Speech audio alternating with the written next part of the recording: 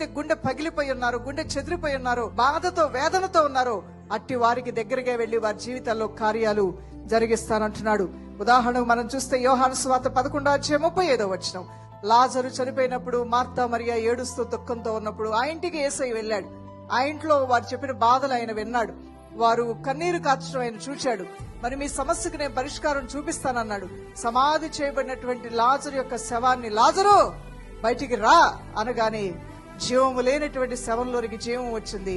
ఆ శవ పేటిక తెరవబడి ప్రేత వస్త్రాలతోనే లేచి బయటకు వచ్చేసాడంట లాజరు. అవును ప్రియులారా, దీనిలోంచి మనమేం అర్థం చేసుకోవాలంటే, నీ జీవితంలో కొన్ని పరిస్థితులు చలనము లేనట్లుగా, కదిపినా కదలట్ల, గద్దించినా మారట్ల, ఏడ్చినా మారట్ల, వద్ర అలవాట్లు మానవన్నా మానట్ల, పరిస్థితుల్లో చలనం లేదు, మనుషుల్లో చలనం లేదు, ఆర్థిక స్థితిగతుల్లో చలనం లేదు. చలనం లేని పరిస్థితుల్లో ఉందేమో దేవుడు తన వాక్కును పంపించి జీవము లేని వారికి దేవుడు జీవం ఇవ్వబోతున్నాడు. దేవుని బిడ్డ,